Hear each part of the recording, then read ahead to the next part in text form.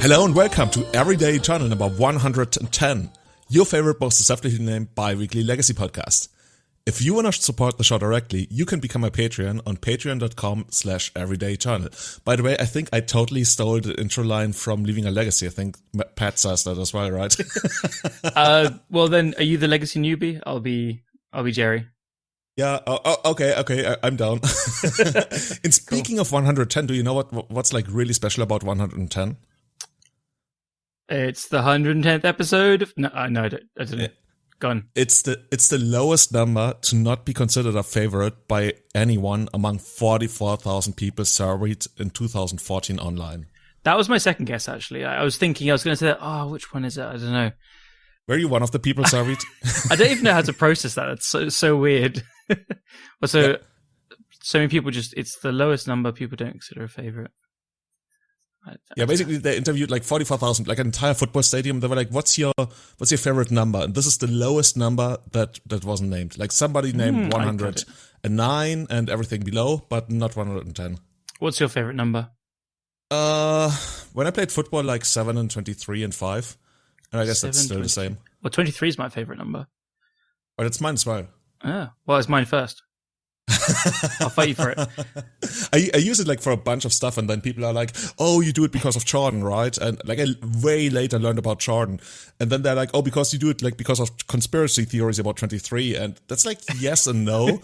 It's not like the crazy ones that, well, I guess it's also the crazy ones, but there was a German movie called 23, not the one with Jim Carrey, but one about like German hackers in the like late 80s and stuff, and I was like super fascinated by like people hacking and nuclear power plants and stuff. And yeah, the main character gets totally obsessed with the number 23 and stuff. And I was like, oh my God, this is so cool. He's a hacker and he hacks like nuclear power plants. I want to be like that. And then I started adding 23 to all my things. And then later I learned like there's like some real conspiracy hats. And now I'm like, oh, this is weird. Mine is not quite as deep as that. My birthday's just on the 23rd. And I think I used to love birthdays as a kid. That's pretty much it. Oh, you don't love them anymore? No, I hate birthdays now. I'm so grumpy. I find them all very commercialized and whatever. Yeah, Well, it's your birthday. You don't have to commercialize it. Mine is coming up on October 2nd, like this Saturday. Mm-hmm. Okay, well then I got you a present already. That was it. Dude, you're the best. Like, for everybody who knows me, I've been talking about this for literally, I think, 2 years. Ever since like I made my last big upgrade to my rig here. I was like, I want to get the Shura SM7B. I want to get the Shura SM7B. And like, I've always been like, but it's not the responsible thing to get. And like, I really shouldn't do it. And then like, just like last week, Callum was like, by the way, Julian, there's a shipment on the way to you. I'm like, the fuck? What's going on? And like, I just came back from the trade fair, actually last night, but I only got it today. And I opened it and holy shit, it's heavy. It's the Shura SM7B. I'm so excited. Callum, it was meant to be a bomb. The best. Shit, I sent you the wrong thing. It was meant to be. A bomb? Did it have a ticking sound? or I thought you said like a bong for like smoking. Oh, that's even more fun. But hey, no. Yeah, the idea was since I was doing the grudge match versus Kai, I said to myself beforehand, I was like, because I work for a music company and we sell them, I was like, I can get a bit of a discount. If I win 3 matches, that pays for it. So I was like, if I 3-2 or better, I'm going to win. So it's not really me you need to thank. It's Kai for getting crushed so badly. So Kai, if you're listening, thank you so much for losing so much. Julian couldn't be happier. This is great. I actually shot at Kai, kinda, and now it's paying off. Yeah, boy. But jokes aside, I mean, I just got to shout you out because I mean, everyone listening probably knows this already, but Julian does so much work behind the scenes to produce content, and like especially this grudge match, and he's thinking about doing more. There's a Everyday Eternal like website in the works, which could have so much community-driven content and like it's just like things for people to watch, to listen to, and so I think it's a little thing of like paying it back. So we've got the money from people enjoying content, so there we go, giving it back in a way. So couldn't be happier. Dude. Seriously, I can't wait to set it up. Like it's gonna take like another week or so, I think, until I'm ready, and then my voice is like, get used to I just love the Shura SM7B sound, right? It's almost like everybody like does it, but not really. But it's just like there's a reason people really love that sound, and I'm really looking it just forward works. To it. Like whenever we have customers coming in asking for like some of the top level they can get to get away with just podcasting at home and stuff, this is what they go for. I guess that's what they call prosumer or something. prosumer. Yeah, not prosumer, but like consumer and professional. Consumer, so it's like you're not actual professional. You're not a pure consumer. You're a prosumer. I've heard that before. Maybe I totally made that up. I've just got Zoomer consumer in my head now as like a snappy title to call something. Oh, dude. Well, how's it going? What have you been up to? I think you're basically what's it called? Storybook Brawl Pro. Like I've seen you post about trying to get into some like high level tournaments and stuff. So it's just so fun and easy to play and fun to play, and you can just do it for hours. And the game is like at a face value, it's quite simple and easy to learn, and you just start playing it, and then it's just incredibly deep as well. So I don't play. I either get completely obsessed with games like Magic my whole life and stuff, or I've never played a game on Steam for more than like 10 hours in my life. But this one's close to 300 hours now. And I'm currently 150 something on the ladder. I mean, it's not crazy high, but I don't know. This is not me trying to win. Like I pick the characters which I find the most fun, and it's doing fine. So by getting that high, I've qualified for the tournament next month, which should be fun. But I actually haven't been playing it that much the last week or two, because this past weekend there was a huge Warhammer tournament. So that's my other thing I've been getting into. Probably mentioned a few times. This was like 690 something players. Yeah, I think it's the second biggest Warhammer event in the world that happens every year. They play all at the same time. I'm wondering because like for Magic you need like a table and like a chair. But for Warhammer, you need like this giant table, and I think you play 1-on-1, right? There's not like you need 2 a and 2 or 6x4 board, or just smaller than a 6x4 board, and it's 1-on-1. So there was a lot of tables. It was a lot of space. There was a lot of toy soldiers. It was amazing though. There's something about the players as well. So my record was like 2 and 3. So every game lasts for 3 hours as well. So it's long, it's intense, and it's a very social game as well. So I actually played on the Friday teams with a friend Patrick as well. So I played 8 games over 3 days, which is a lot of games. What is it? 8 hours? No, 3, 6, 9, 18, 20 hours of Warhammering. Anyway, super fun, and it's a very different experience because it was perfectly summed up by another friend, Ethan, who's Boss Krenko. You probably know him by his classic name. Mm-hmm. He said, Magic is a game of hidden information, and players are quite rightfully like rewarded for keeping information back. You're trying to keep a poker face, straight face. You're trying to like give your opponent the least information possible. And the games are also shorter, so you're not really incentivized to be making friends and as friendly as not as possible.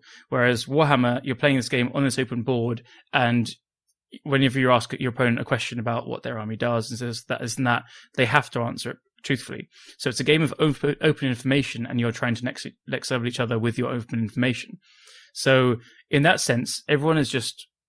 I'm not saying like Warhammer people are more friendly than Magic players, but the way the game is played is a lot more social and a lot more friendly. So I went away making friends with 3 out of 5 of my opponents, and the other 2 were nice as well. And every single time they're just like, really hope to see you at another event soon and stuff. So I know you just walk away with such a great feeling after every single game. So like day 2, when there's just 2 games, I lost. So you can score up to 100 points maximum, and I lost the last 2 games by 2 and 4 points in it, which is insanely close games. Tiniest of margins almost. Exactly. Yeah. It came down to some dice rolls on the last turn, basically. And in hindsight, tons of mistakes were made as well. So it's a good learning experience is the main thing. But you just don't mind losing as much because you've had a crazy game. Like on the second day, my first opponent at the very end, going to the last turn, he just like fist bumped me saying, whatever happens, dude, this is the best game I've played in months. So whoever wins has deserved it and stuff. So yeah, I had an awesome weekend. That's what I've done. So many toy soldiers, but God, you stand up for a long time as well. So I was happy to get home and like get over it as well. And speaking of standing up, I just spent 4 days at the diving trade fair. Like literally my favorite trade fair in the entire world. It's just probably similar.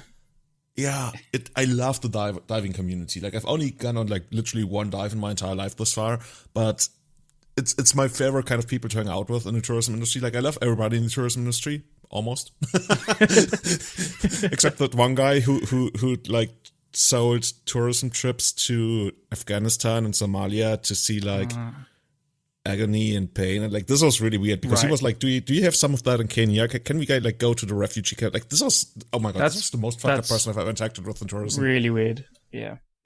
Anyway, the good ones. Yeah. And honestly, it feels like I'm meeting a bunch of addicts, and I'm getting them the latest crack, like the latest stuff. Because Indonesia is closed, the Philippines are closed, Thailand is basically closed, Australia is practically closed. Like all the awesome diving destinations apparently are closed.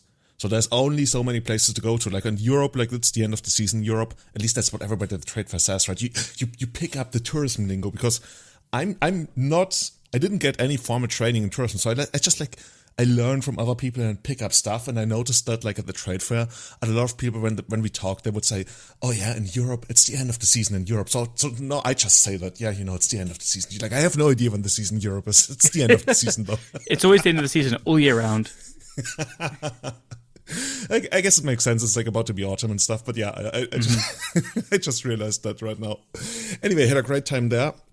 Probably lots of sales, probably lots of safaris to be sold, and every time like somebody comes at me with like, I want to do a 7-day safari, best of the best, it's just the best feeling. Not only because of the money, like it's not like I get the money, my boss gets the money, but you can put together something that's absolutely outstanding. And yeah, looking forward to seeing what we can do for those people. Totally, but now I'm back.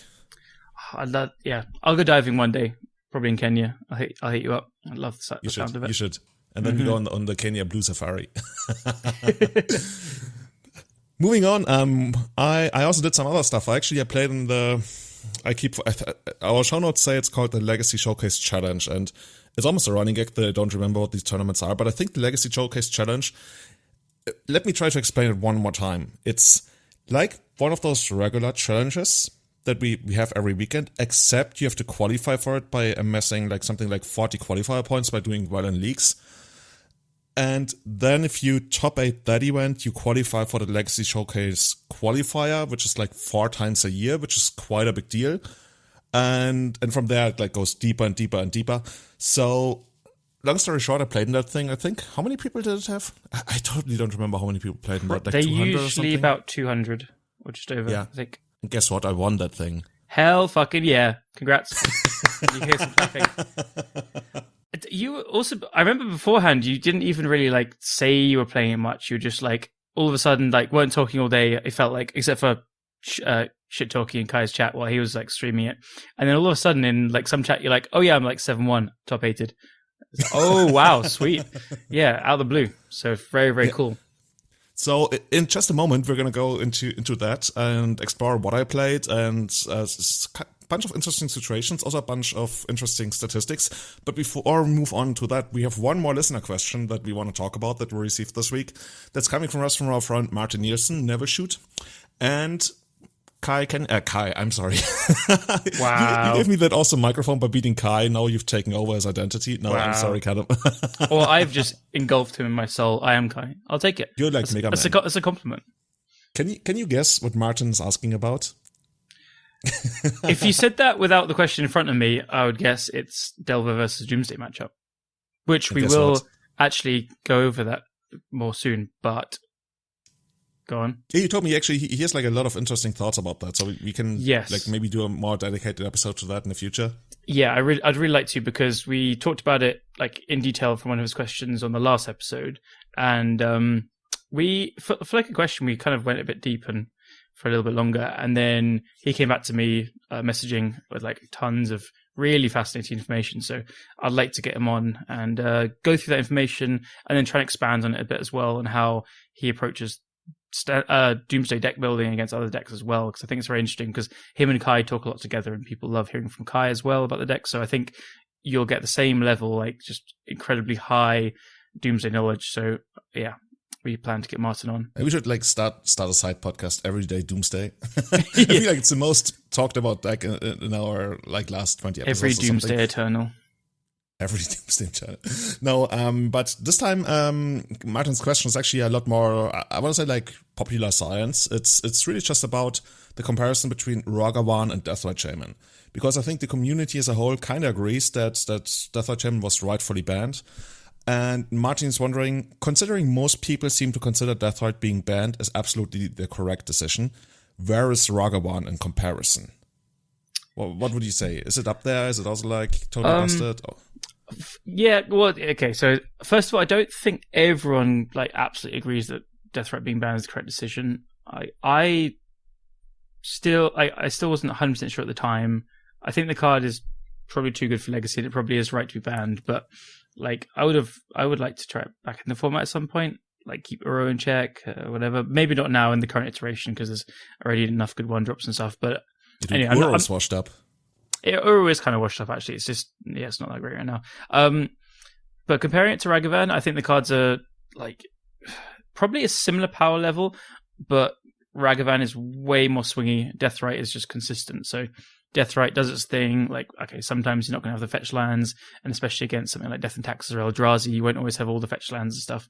So that's a little bit of inconsistency there. But Ragavan like goes from a 10 out of 10 against combo and control probably, and even in mirrors, but like a little bit less so. And then you can play it against like an Eldrazi deck, for example, and it's just a 2/1. You're never casting their things. It's just, it's a pretty bad card, honestly, to this 10 out of 10. So it's really swingy, and I think that's something that Magic does need variance. It's absolutely a game that has to have it. But when you have a card that's so swingy matchup like that, which is then so good in some matchups, it can get quite frustrating. Like, I've been playing a lot of Painter recently, and some of the hits they hit off it are really brutal. And yeah, it's just how it goes. I put them in the deck, and it's a really good card. But I'm in the mirror as well, and it starts hitting ponders and stuff. It's frustrating, and the mana is so snowbally as well, as we know. So anyway, this isn't a anti-Ragavan tirade. I'm just saying how swingy it is, basically. So power level, they're like probably similar, only off the fact that Ragavan can be really bad in some matchups. But so this is what makes it so hard to discuss. Like, should it be legal and stuff? Because some players, like if all the combo players and probably some control players are like, absolutely terrified of it. Then we have some people who play decks with a lot of cards that don't do much in Delver, and so they're like, oh yeah, well, it's fine. I mean, it's not a problem. So I think it's very hard to speak objectively about the card. Yeah, we don't want your objective opinion. We just want what you think. Yeah. Well, I've played lots of different decks against it. Majority Painter and kind of combo and stuff, but I don't know. It really changes. Like, I was playing Lantern at my local game store. I was playing against it, and they kept hitting discard spells, and that just sucked. God, it was absolutely brutal. There was one where they hit like a duress into 2 Thought Seizers. It's like, just obviously won the game. Played Lantern against Ragavan. Oh my god, that's like a whole sub game of its own. I know. Look. I know that Lantern is terrible, and it's just silly and fun. But it's like, that could be Doomsday, that could be Ant playing these discard spells. It didn't really matter what the rest of my cards were. I mean, they were like. So all I'm getting out of this is like you're trying to avoid the question. What was the question again? Where is Ragavan present? Yeah, I mean, yeah, it beats Lantern. That's the end of it. Yeah. But so if you ask me, I think Deathrite, like when it was banned at the time, I was somewhat in favor of it being banned. Not even like because of power levels, just because of the way it changed or homogenized gameplay in Legacy as a whole, without going like too far back into like an historic take. And that's like the main reason like Deathrite was probably like the right thing to ban at the time.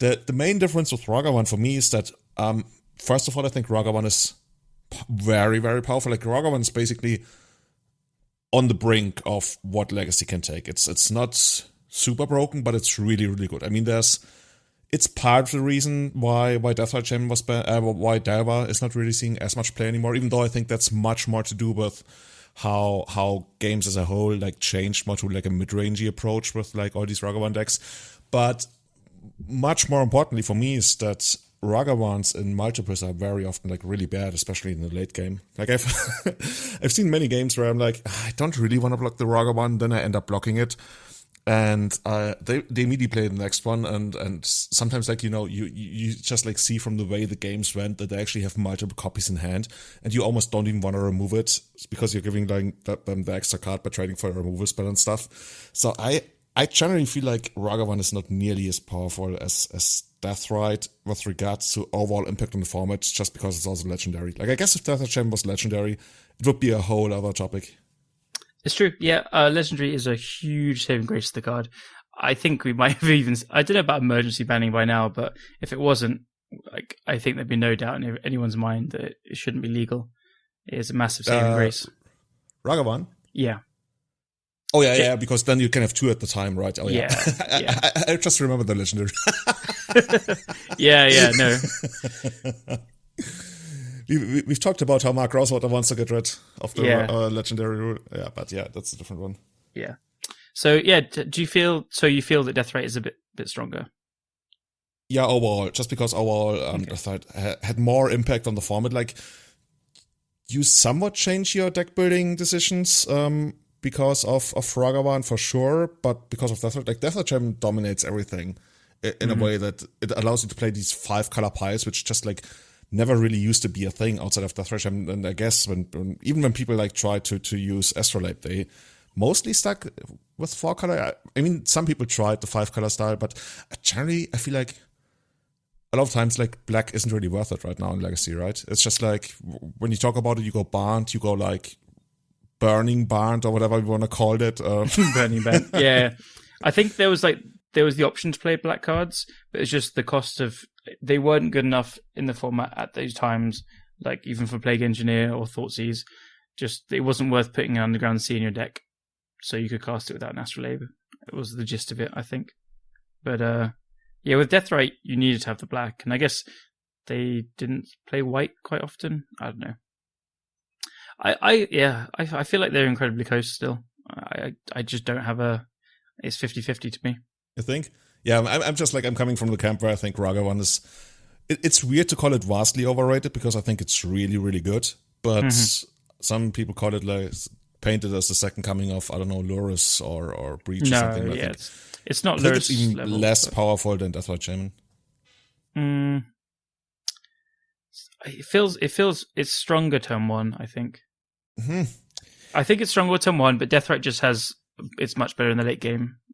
It's just how I put it. Again, it's like it's not really an answer. It's just, as summing it up basically. Tough question. Yeah, I'm not even sure if it's stronger turn 1.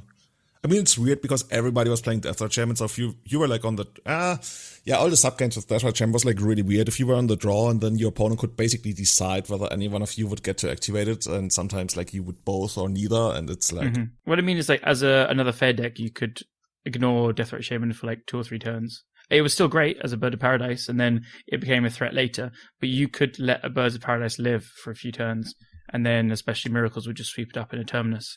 Like, I remember I used to side them out as shardless, like 2 or 3 of them.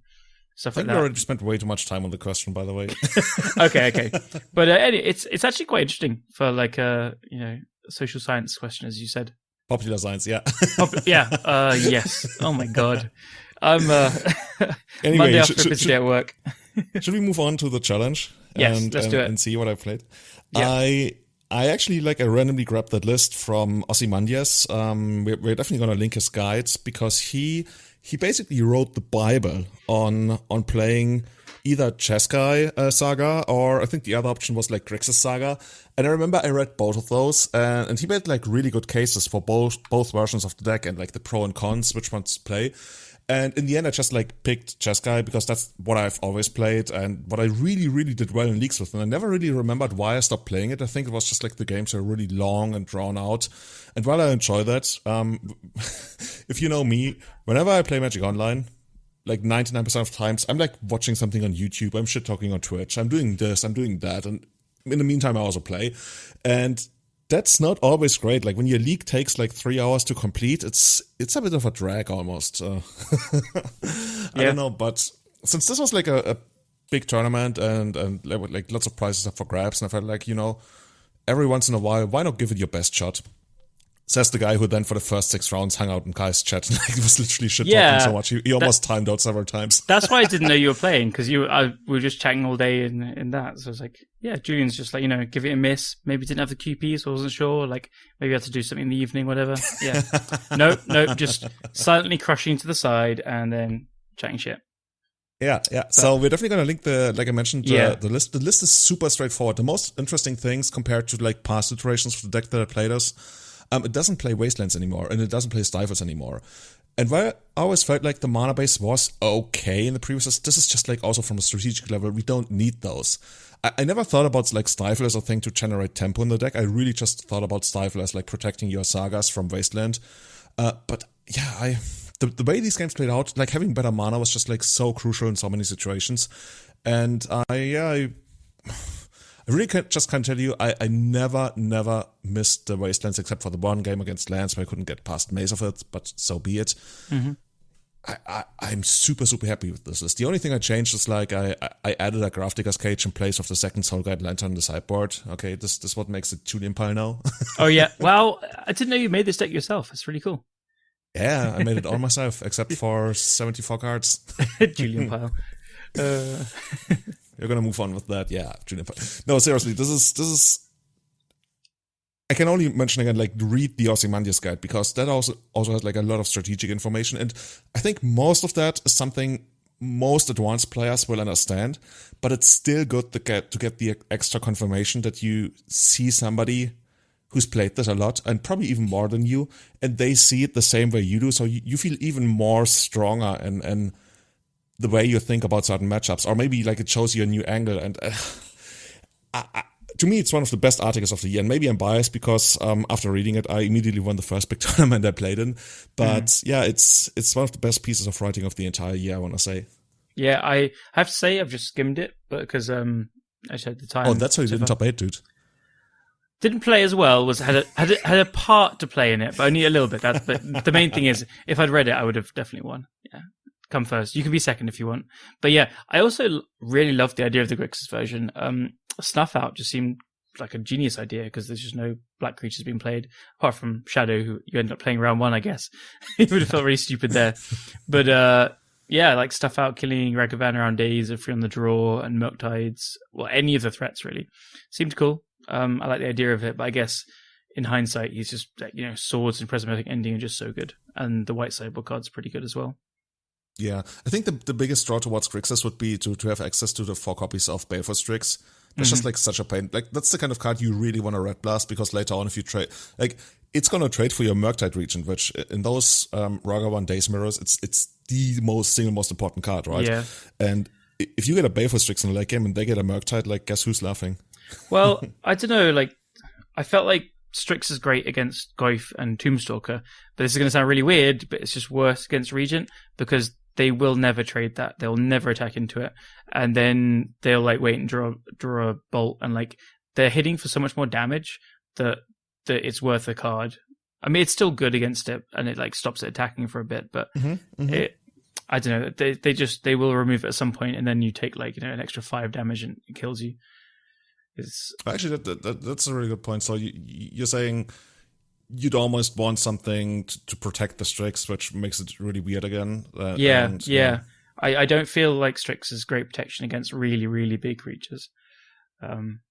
Yeah. If it's just against random 4/5 Tarmogoyfs, then they're kind of forced to trade against that. Where like, and also these decks are just playing more removal. Like, they're not going to mind Chain Lightning or Bolting or Swordsing or Prismatic Ending a thing if they get in for tons more damage. It's just how the games kind of play out, and they have all this, Saga's making 2 constructs as well. Like, so Strix can trade with 1, and it's kind of, you're down a card even against the Saga and stuff as well.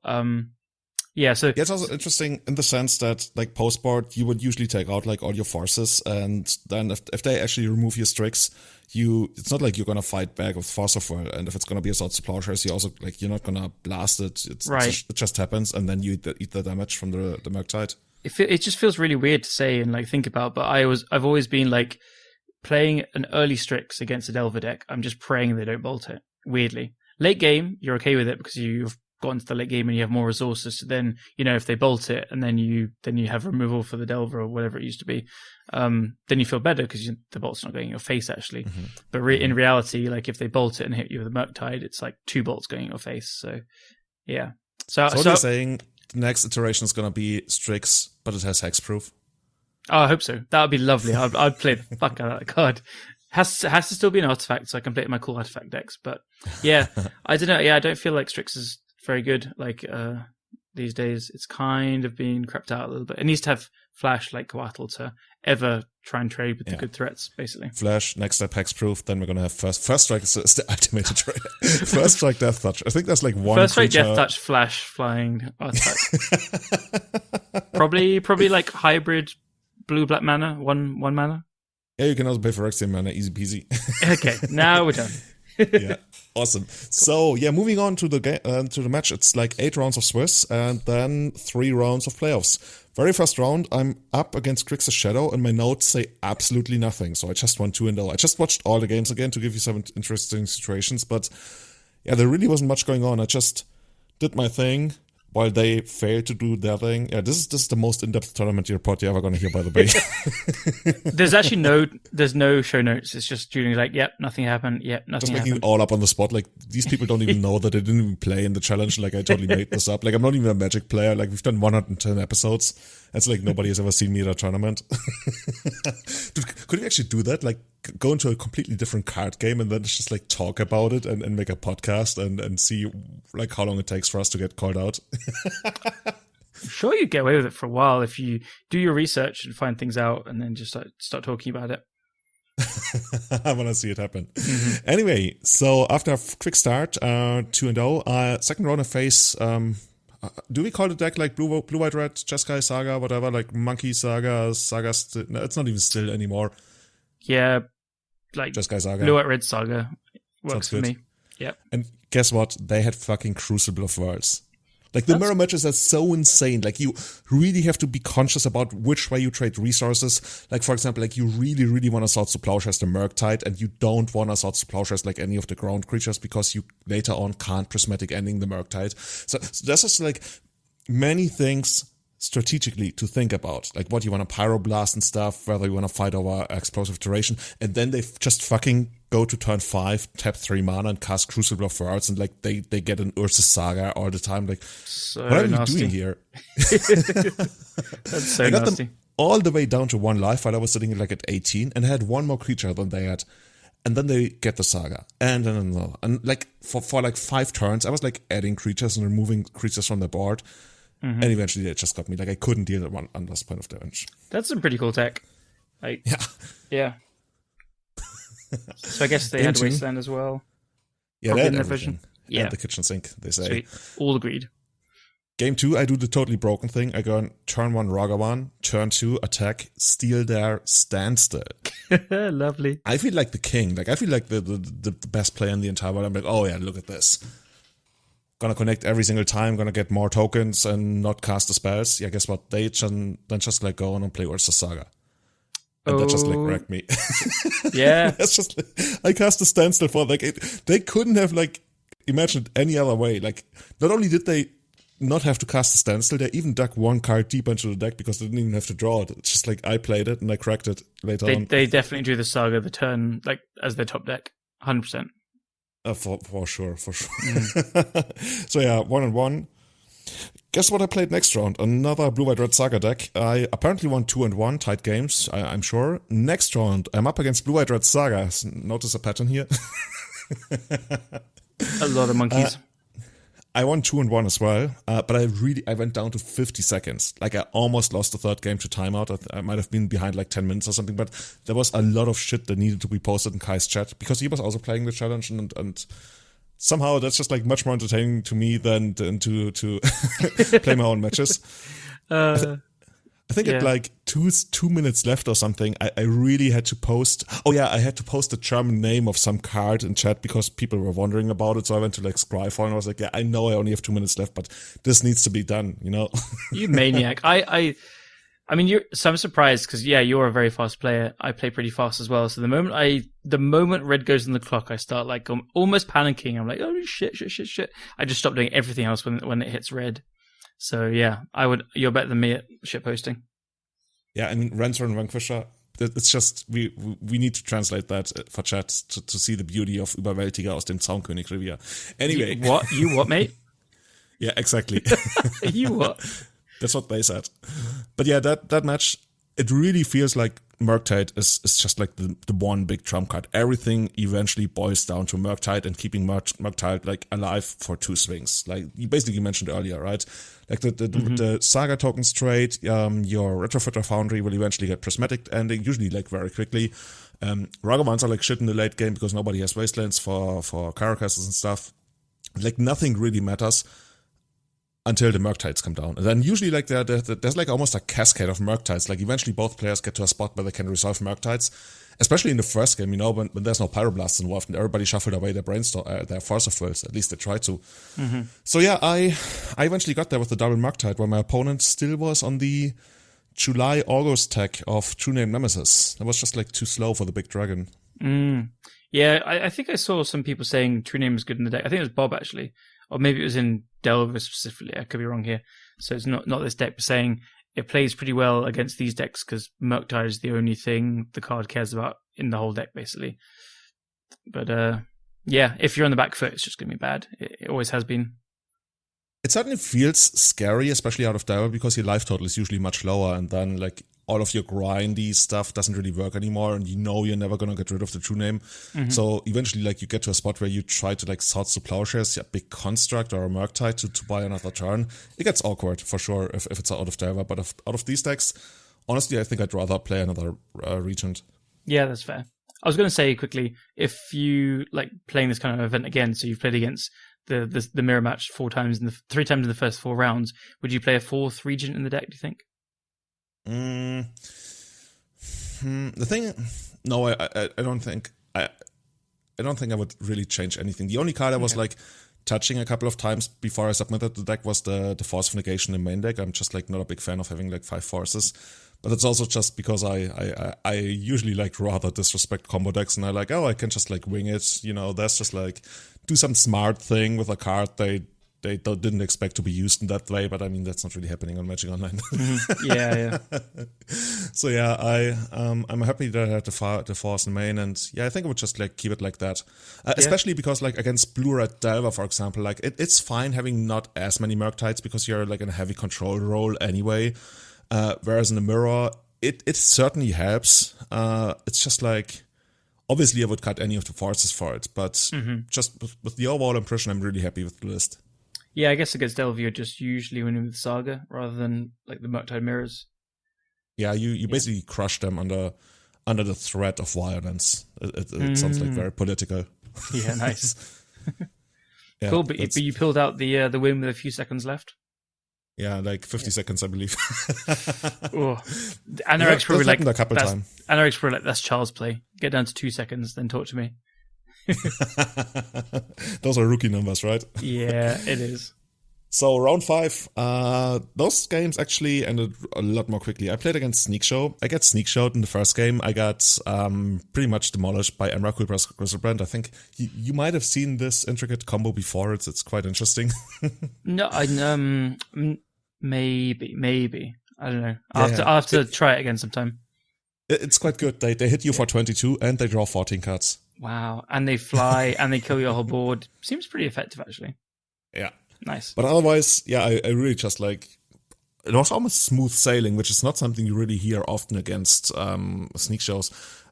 They also had like some interesting card choices. They had Through the Breach, and yeah, I really just got there. I Pyroblasted the Sneak and Show, I Force of Negation did Through the Breach, and then I had Meddling Mage, 2 DRCs. Do we really call them Darcy? I don't like it. Dragon Rage Channeler. Yeah, it's never hit.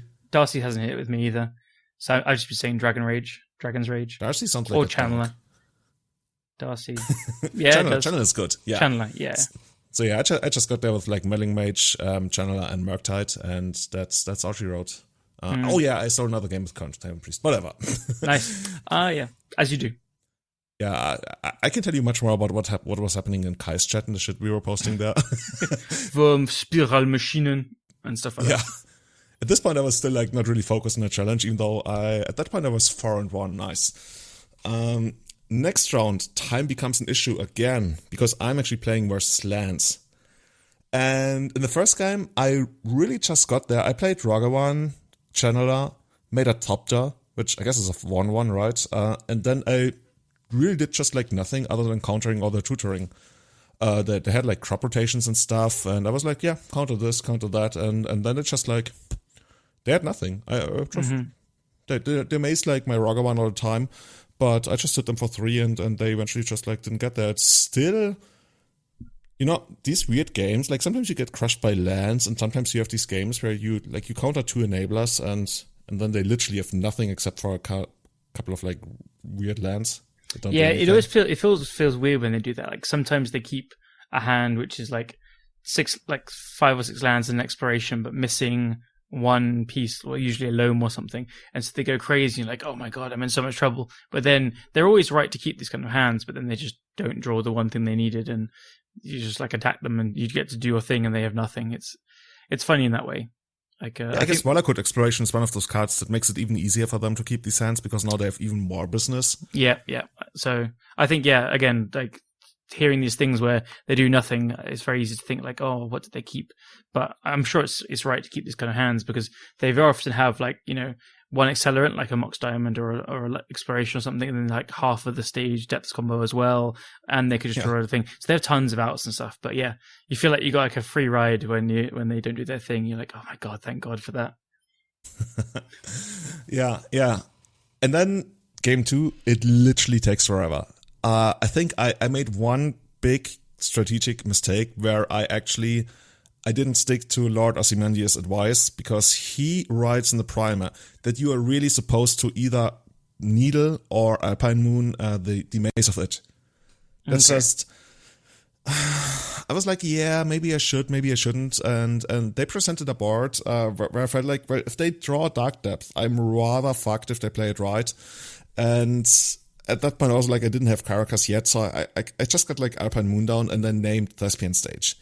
And guess what? Something like 16 minutes later, they have like multiple mazes of it. I could have attacked them on several occasions to just like maybe close the game. I think they mazed me something like 20 times over the course of the entire game. God. And I spent like something like, I don't know, altogether 20 turns thinking, had I just named that other thing. Yep. But yeah, But then, like, if you named Maze of Ith, they'd totally draw that depth next turn. So the very next turn, right? Yeah, absolutely, 100%, like guaranteed. It's just how it goes. Yeah, but those games are really weird, right? So the opponent like started the game with quite a lot of time. I think they had like 16 minutes left. I think I might have even I think I had less time than them, obviously because of the shitposting.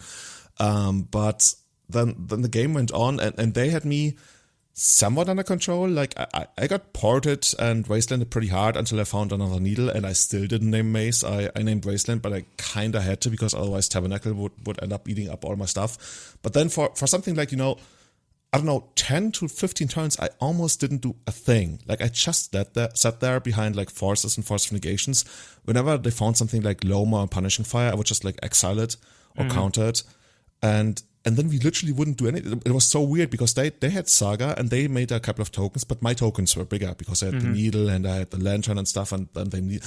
Then I guess you just can't attack because they have all the mazes as well. Yeah, I can't attack, and they could also like just like make a good double block for them, and we literally wouldn't do anything. And I was like, what's going on? What is the other guy waiting for? Like, what's there to draw? But yeah, without going too deep into it, we literally spent 16 minutes almost doing nothing.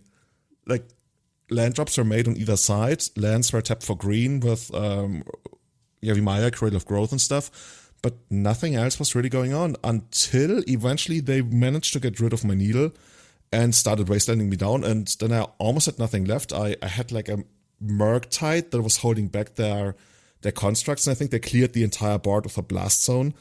But this was, if this match was a TV show, people would like tune out and be like, nothing's happening. What the fuck? Is that like a TV show that's famous for nothing ever happening, really? I kind of love these nothing happening games. Like the dynamic of you can lose on turn one, and like people are really trying to do that these days, especially. And then you have these games just so long and grindy, turn 20 and stuff going on. And even if there's nothing going on, I think they're interesting. Lands always feels like a constrictor in that point, because at that point they have so many things that they can draw, and then you're just like, oh, I need to draw this before they draw that, and they're just like, yeah, I just need to draw these things. Yeah, when I think about it, I think that the one big thing in this game was that they probably didn't bring in Force of Vigors if they had them, because I guess they would have seen them at some point. And they had to naturally draw Blast Zone, because I was like countering all their tutoring once again. So until they found Blast Zone, they literally couldn't do a thing, because they couldn't attack. They couldn't like deny my resources really, other than port. They couldn't kill me. And once they actually found that, I just made a Worktide, and then they couldn't attack again, which meant they had to start slowly like work on my lands. And eventually, I think they might have actually won. They would have won the game, but they had 50 seconds left and they were still down a game. So yeah, at some point they just conceded. Yeah, fair. That is a price you paid for playing a slower deck in a tournament where people are going to make you play it out and stuff as well. So definitely. Yeah. It was quite convenient. Gave me a lot of time to watch Twitch. This time, I still wasn't like fully in it. I think I was 5-1 at that point. And now the next round 7, the penultimate round of the Swiss comes up. And now I'm really getting into it. So you're probably going into it thinking, I'd really love like just an easy player. Just, no one too good. Yeah. Give me my best matchup and like maybe an inexperienced player and something. Let me just like smooth cruise control through the match. So I sit down and there's a guy called JPA93. Have you heard of him? Yikes. I might have. Indeed. Yeah, so JPA, for those who don't know, he's considered one of the biggest end bosses of Magic Legacy on Magic Online, right? Is that accurate? I think Eric Landon used to be up there when he still plays a lot again. Mm-hmm. But JPA is one of the most feared people in the world, especially when he's playing his signature deck, Sneak Show. Yeah. The joke is he always has turn 1 show and tell with Griselbrand with 6 forces back up. But the reality is he's just really good with cantrips. But yeah. Is that the secret to unlocking him? I think so. Yeah. Yeah. We had some really, really tight games. Not as tight as the finals, but up there. So the first game, I almost get there. Because he gets his Griselbrand down. He draws 7. He attacks. He draws 7 again. He gets a Griselbrand down to block. He gains like infinite life, draws infinite cards, and I still almost kill him. Like he had to go down to Lotus Petal, sneak attack in Simian Spirit Guide to block a construct to just barely stay alive. Wow. So you're like, did you have 2 constructs or something to try and attack? I had more like 4 or something. I had infinite. Like I had all the constructs in the world. They were like giant. At some point, like I was really. Actually, the Griselbrand actually died to a construct. The construct must have been at least 7/7. Nice. I remember, like I set it up in a way that even if he had Griselbrand and he blocked with it, he couldn't draw with it because the Griselbrand would instantly die in combat. Mm-hmm. Yeah, I almost got that. Like this really speaks to the power of Saga. Like if you get a little bit of time, I think I popped like 4 sagas or something. 2 sagas for 4 constructs. It's kind of crazy. But yeah, in the end, I still got JP8. I mean, rightfully so, right? He drew 14 cards. Like, yeah, I think most people would have it if they draw 14. I've seen some examples. Shoutouts to a friend of mine who lost to goblins. Well, that makes sense. Anyway, nobody beats goblins. Yeah. So in the second game, I really just like run all of them. I go like turn 1 channeler, turn 2 channeler, and then I almost immediately quote unquote flip the channelers because on JP's turn. He hasn't played a second land, and he went preordained top bottom on the first turn off a basic island, and then on the second turn he goes for a main phase brainstorm, and I'm like, you know what? There's an upside to dazing this, and maybe I can flip my channelers anyway, and I literally flipped the creature and the sorcery that I needed. So I immediately untap with like 6 points of power on the board. That's amazing. Yeah. That's really, really good, yeah. Blind flip Delvers. It really felt like that for sure. And yeah, from there, just like I said, behind Force of Will, Pyroblast, and then another days. And I literally had everything again. Like people talk about how you can't win tournaments without getting lucky. I was very lucky in this tournament. In a way, actually, we're going to have some really, really interesting stats towards the end of this. And yeah, I don't want to spoil it. I don't, but hang on. There's going to be some interesting stats towards the end of it. Very interesting. So yeah, in the third game, I once again have everything, but I'm just sitting on 1 land all the fucking time. Like I have a channeler down again, I have 2 forces, I have 2 blasts. I think later on I even draw another thing, but I just can't find another land. And without a second land, I can't play the second blast, and then I get brainstorm blocked and everything. I even have to discard. I discard a Murktide Regent at end of turn. So JPA goes for it, and I have triple permission with the 2 forces and a blast, and he still gets there. And the thing gives some sneak attack with this last card, Emrakul. Completely annihilates my board, puts me down to something like, I think 3 or so of yeah. Mm-hmm. I'm basically dead, right? At this point, opponent has a sneak attack, lands. I don't have lands. I think I have like 2 cards in hand that I can't cast. I'm basically dead. Well, only drawing 1 land is pretty good against Emrakul. Yeah. Thinking about the upsides, right? The value. Yeah, the value. yeah. Oh, the value indeed. But yeah, I get kind of lucky again because I almost immediately draw Saga, and Saga 2 turns later gets the needle for sneak attack. For, hopefully, or rather fortunately, JPA didn't really draw anything. Mm-hmm. So I went back into it, and I think 7 turns later, I actually won after he didn't do a thing for 7 turns. That's crazy. You could think eventually there would be like a show and tell. I was even scared before I found the needle that he would sneak attack Ragavan because I think at some point I actually went down to 2 life for the dash. Was it a veteran or something? Yeah. Yeah, not even the dash. Like I could have even like tried to fight over the dash. I think I might have had another force. But if it comes off sneak attack before I had the needle, I was like, I even typed in chat, I already know that I'm gonna lose this game to sneak attack Ragavan. I lost to a similar thing where they just like stuck in a Simian Spirit Guide. Is there like a proper name for that? Because in Painter there's the Monkey Blast, right? Was this the Monkey Bolt? Monkey Bolt, yeah, I like it. Monkey Bolt indeed. Or Monkey Shock. Yeah. Monkey Shock, yeah, it's basically a shock, right? Yeah. But yeah, I never thought I would actually get there, but 7 turns later, Chandler just murders him, and I feel like I really stole something. But this was the very moment in the entire tournament I felt like, okay, dude, let's just like focus now. This is like actually a big deal, and you just gotta win one more match, and then you're gonna be in the top 8, and you're gonna be qualified for that thing that Callum will later tell you all about because you still don't know yet. Yeah, you got it earlier. Yeah, you got it. Yeah, I got it, but I cheated. I looked it up. Yeah, nice. Well, you're learning because that's what I did to learn it as well. So yeah, you're 6-1 now, and so you're like, yeah, I'm 6-1 now. Right, stop. One more round coming up. Stop shit posting. You've beaten JPA. You've gotten lucky. And look, these kind of events, you just like you said before, you have to get lucky. People who win events very often get like a few very lucky spots in the tournaments, and they always kind of point them out as like, oh yeah, well I wouldn't have won if this happened. It just happens to everyone that wins events. It's just like how it goes. So you do have when those luck games meets preparation and opportunity or something. That's probably some I'm sure very wise saying about that. Yeah, that we won't know. But yeah. So what happened in the last round?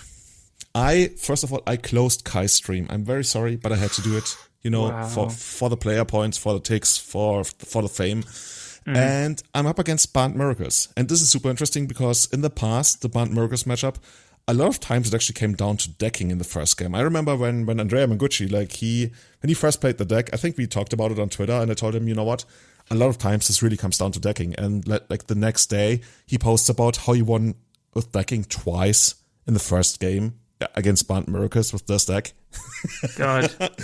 So I'm like, okay, I'm probably in for a long, long, long game. And I read Mr. Lord Ozymandias guide. I just can't. This is the best guide I've ever read. Is it? Maybe. It might be. And he talks a lot about how you really, really should trust your deck and just like prioritize all your value cards, like all the big stuff. Like all the small stuff doesn't matter, but you really want to resolve your expressive iterations. You really want to resolve your Murktides. It helps if you like stick something early on, but you can really go toe to toe with them and like play a reasonably like pretty grindy game against them. And yeah, that's what I was ready for. But my opponent apparently had other plans for the match. I don't know. So I think I might have even been on the draw. I go turn 1 Dragon Raids Channeler. And my opponent Force of Wills it pitching Snapcaster Mage.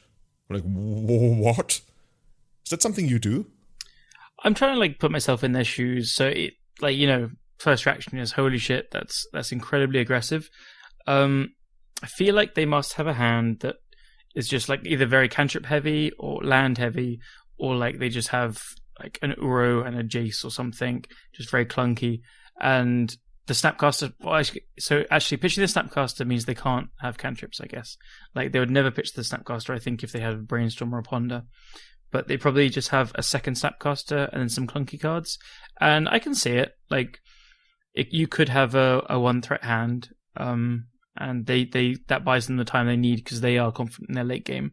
So, yeah, it's a pretty, not very normal play, but I could see some hands thinking about it and doing it. Yeah. It's not what you want to do, for sure. Yeah, I think it's like we are a podcast and we're supposed to be nice to people, especially since we don't know the opponent, but I think it's a really bad play. I thought it was like really, really bad at the time because maybe I'm lacking the imagination, but I have a really hard time imagining keeping a 7 where you would want to do that. I agree. The obvious thing would be like, oh, I want to protect our planeswalker that's going to come down later on, but like, I'm just like not seeing it. No, I agree. I'm trying to put myself in their shoes, and I think there's always some, like, we can find their reasoning even if you don't agree with it. Yeah, that's actually a really important thing, right? Understanding the reasoning still gives you some kind of enlightenment, even if you think it's overall the wrong decision. It's still important to understand the reasoning behind it. Absolutely. I think that's how I like to play the game, because like, people always have a reason for doing something, even if it ends up being a quote unquote like objectively bad play. They have a reason for it, and they must have had just. Do you think that they put you on elves and like kept that thinking they have it for a glimpse or a natural order, and then when you have the channeler, they kind of shifted gears? Yeah. Maybe you know what? Actually, I could imagine maybe they kept a hand that's like super heavy on forces. And they're just like trying to stall the game until they can find, you know, maybe like a brain. Like, imagine if you're sitting on a bunch of forces and I mean, that's not great against elves, but I mean, okay, you can at least like see why somebody would do that. And then you're like, oh damn, it's not elves, and hopefully this is not Delver on an aggressive start, because I might have actually gone Volcanic Island, who knows.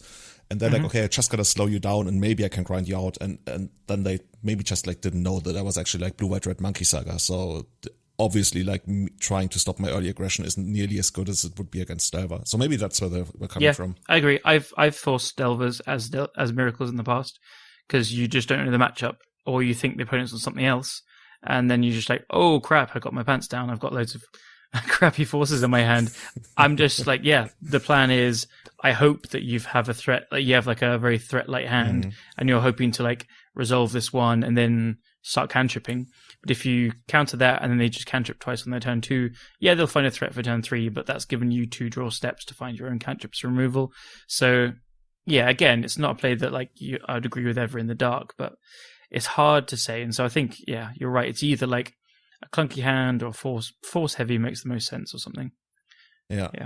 In like either case, I just get there. I just have another Saga. I get the Foundry down. And the Foundry actually does a lot of work there as well. And they just like never really get anything going from that point of. I don't even remember what it is. Maybe there was like an Uro that hit the graveyard before the game ended. But Saga is just like so good. Especially, you know, I like that Bant Miracles started thinking about, we need to add red, right? Our deck just like lacks something. We talked about that on the last episode where I also talked about how I feel like this was like one of the biggest gaping design holes in deck construction in recent years where Bant Miracles really needed red.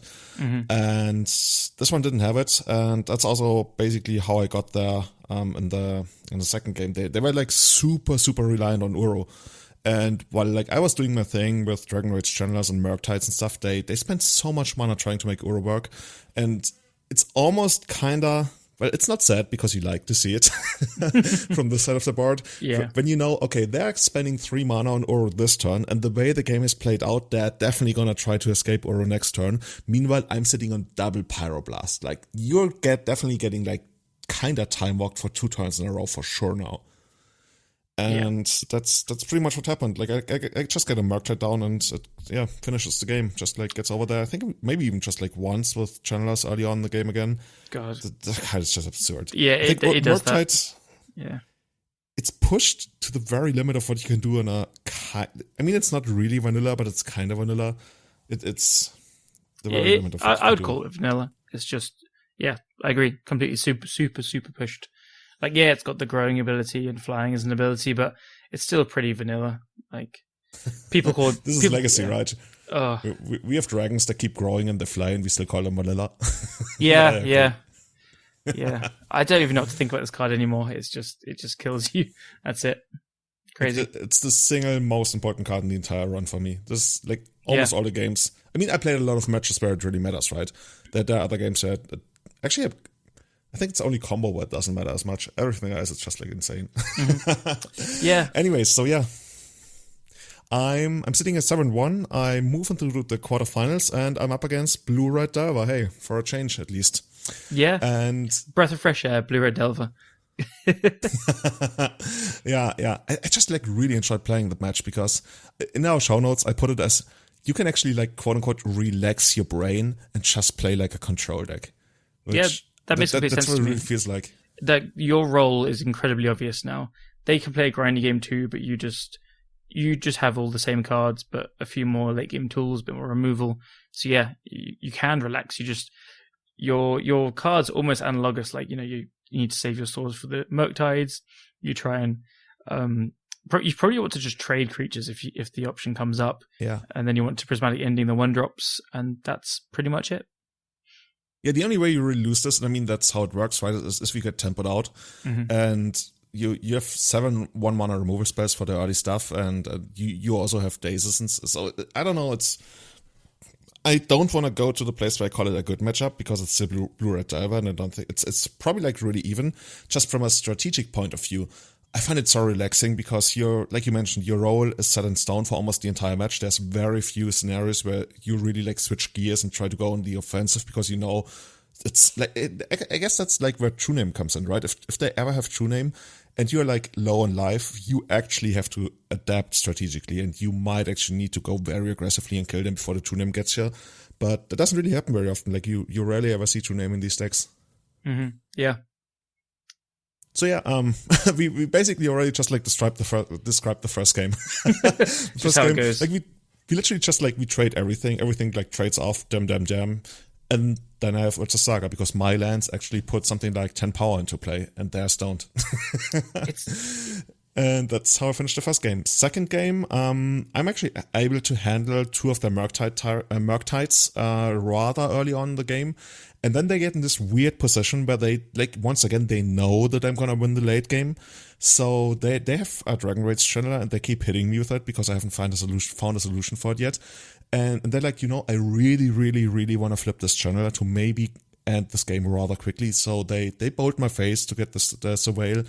They gutshot my face to get the Surveil, and I think actually they bolt my face twice.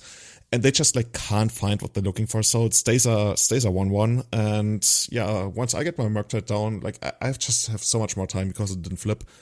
I just take the game from there. So yeah. I mean, props to them. I mean, the one thing you could argue is like, do you really want to keep bolt postboard, gutshot postboard at least? I guess the idea is that it hits Ragavan, but at least when they're on the play, I could almost see siding it out, but really only if they have something better, right? If there's nothing better, then might as well just keep the gutshot. Yeah, I agree. And the way the deck is like together, they probably sided out like any force of negations that might be there. A couple of forces, probably, maybe over all of them. Like dazes. I guess on the play you'd probably keep some or all. Yeah, I would actually keep all if I was blue-red Diver. Yeah, all probably. Dazes, all day. Yeah, true. But yeah, maybe I can see that, but I can also see them thinking I just need to play super aggressively, and Gutshot is a spell and a Surveil to try and flip Dragon Rage channels faster. If they think the matchup is so bad, you try and do that. Yeah, I guess we would be sitting here and saying, "Oh, this is so smart." They Gutshot, and then they hit the expressive iteration to put the sorcery in the graveyard, and then they got me. This exactly. Was chef's kiss. They bolted their own Ragavan, so it gets a creature in the graveyard, and then dashed another one, and yeah, that'd be cool. Next level. Yeah. Yeah, but not this time. I move on to the semis. I'm up against Black-Red Reanimator. This is the first proper combo. Oh, no, wait. I played against Sneak and Show twice. Oh, the disrespect to Sneak and Show proper combo deck. Wow. Shots fired. I see where we're going. Yeah. But at least it's a little bit more of a like balls to the wall combo deck, even though it has like a lot of play against it, against like permission and stuff. In the first game, is there a name for these games where they like discard your Force of Will, then it's your turn, you draw the Force of Will, they go for it, you have it? It's the Thoughtseize bug. Or the Unmasked bug, I guess. In this case, I think it was the Unmasked bug, yeah, pretty much it. In their defense, not their defense, they definitely had to go for it, but they had to go for it anyway because I had Saga coming up, and Saga would have found Lantern, and I think they would have required too much resources from their part to actually play around Lantern. Yeah. And I just got there in the first game. Nice. Second game, my opponent mulligans to 5, and I'm already fist pumping because I think I kept a pretty good hand. I had a bunch of permission. I decided to actually force of negation their looting because they kept 5, and I was like, okay, how many ways can I lose this game? And I was like, yeah, maybe if they got everything, and from experience, like one of the harder parts of the deck is to actually put something to the yard that they care about. Sometimes, when they even just like put a channeler or a chancellor in the graveyard, doesn't really matter all that much, but I was just feeling it, and I guess it was pretty good. So did you have another force as well, I think? Yeah. I really like it if you have a second one. If you only have one, it becomes closer. I still like it, I think. Especially if it's a force negation, but having a second force, you can afford to, like, it's not greedy, that's completely the wrong word actually, but like, it's a play that you don't need to make because you don't know if they have the creature yet, but they can very easily, like, discard an Archon and a Chancellor and then cast the Exhume, so you have to force that. You can't, like, play some soft. I guess you don't play Surgical, but yeah, anyway. No, I like it. It's good. Yeah. And from then, they really don't do anything. I think they just, like, play a couple of lands. I eventually get a Ragavan and dash it in. I actually hit a Grief, which is probably one of the best things you can actually hit out of them, right, when their graveyard is empty. So I look at their hand, and after they played, like, a couple of lands and didn't do anything, the Grief looks at their hand, and they see a Lotus Petal and more lands, and the opponent that much just, like, concedes to, like, it's just... Oh, you cast the Grief. Anymore. Yeah, definitely. Lovely. That's so cheeky. Oh my god. Yeah, I was like, I'm gonna hit something really good, but then it was just like a Lotus Petal. I'm like, okay, whatever. I wonder how many times Griselbrand's been cast off Ragavan. Well, cast is. It's happened. Like I've seen one screenshot on Twitter from Modern, maybe, but it's happened once at least. So somewhere. Somewhere in the world of Magic Online. When I played against JPA, I think I hit Emrakul, and like for 1 second I was actually counting my mana, and I'm like, okay, Julian, don't get silly. that's so many Ragavan hits. They're probably just dead from damage. I mean, you can cast it with like your regular lands, right? You don't need special colors. So say you have 5 lands, you need 10 treasures. That's 20 damage. Yeah, maybe you have more lands, or maybe maybe you stole like a Lotus Petal and you got the treasure. Okay. Earlier on. So anyway. I think they'd be dead, but it's cool. Moving on to the finals. Yeah. Finals once time. Again. So how are you feeling now? Diver. Were you like finals of a pretty big tournament? I know you've been there before, but like, especially for a day where you said that earlier you were just like not really concentrating and stuff. Do you expect to keep on crushing? Yeah, like from the very moment like I focus on like a tournament, I immediately it sounds so cocky, right? But I can't even imagine any other outcome other than me winning. Mm-hmm. It's just like it's not even like, oh, I'm so much better than my opponent. It's really very much like somebody has to win, so why shouldn't it be me? And then like from that point on, I don't really find many great arguments why I shouldn't be winning. Like I can find many great arguments why anybody else in the tournament should be winning, but I don't even think all that much about it. I just think more like, why shouldn't I win, right? Mm-hmm. Why not? it's very kind of cheesy, but having confidence in yourself and your plays just makes you play better. And it was a level up years ago for me where I was like trying to understand better players' plays and stuff and looking at them thinking, oh, if I wouldn't have done that. So I was never really sure about my stuff. But then now after playing enough, you're confident enough in your own plays that you're just like, okay, well, I need a reason to lose rather than a reason to win. Yeah, that's a good way to put it, actually. Mm-hmm. I really like that. I need a reason to lose, and I can't find one yet, so might as well win. Yeah. So yeah, what happened in the finals? My opponent actually offers the split, and I'm like, no split, kill them all. Actually, I listened to what they had to say, but I was like, no, let's just play for it. So you got Mali Mujo running through your head. Well, is that a thing? He actually made the quote famous, right? Yep. Well, Mali Mujo was his quote: "No splits, kill them all." Yeah. That's what I ended up doing. Yeah. So Blue-Red Diver, and how does it work? Oh yeah, I lost the first game, but the first game was insane, dude. Mm-hmm. But when I talked about how like tight the game against JPA was, forget about that. The first game in that match was one of the tightest games I ever played. We do our usual thing, like we talked about, Blue-Red Saga versus Blue-Red Diver. You trade off resources all the time early on. Nobody has anything. So eventually, like I'm on somewhat low life. So is he. By the way, he's a grinder from Netherlands. Shoutouts to Die4 Max, I believe the name is. Yep. And we have basically parity, like nothing's happening on board. We have no cards in hand. I think I might have had a land or something, but like nothing that matters. Opponent goes to draw step, finds the best card in the matchup, Murktide Regent casted, it's big enough to kill me next turn. I literally need to draw something. I draw Ponder. Great, right? I see a bunch of stuff. Nothing. I shuffle. I need to hit immediately on this. I either need to hit Murktide or I hit Swords to Plowshares. That's what I find. I Swords to Plowshares the Murktide. Opponent is like, okay, cracks his fingers. At least that's how I imagine it. Draw the card. It's another Murktide. Murktide down. Another big Murktide. I'm like, okay, let's try that again. I draw my card. It's a Murktide. I play Murktide. Opponent's like, Wait, can't get past that. Sorry to interrupt, but do you both have like 0 cards in hand, so you both know their top decks? Yeah. Amazing. I think I had one land like when this all started, but then it was just like but all it's done. Obvious. Yeah, love it. So opponent makes the second Murktide. I'm like, okay, let me try my hand at that. Rip the card, put it to the table. It's another Murktide. They match sizes. Like, graveyards are giant. God damn it. So there's like the last 4 draws have been Murktides, or 3 The last and a Swords. 3 draws thus far have been Murktides, and one of them has been a Swords to answer their Murktide. Like, Ridiculous. we literally went toe-to-toe for the last 4 draws. Ridiculous. Opponent is not done yet. No, stop. Opponent is like, okay, cool, Julian. I've seen that before. You know what's the best card in the matchup? The third Murktide. Rips from the top, puts another Murktide to the table. Oh my god. So how big are they now? Because they're like growing each other, right?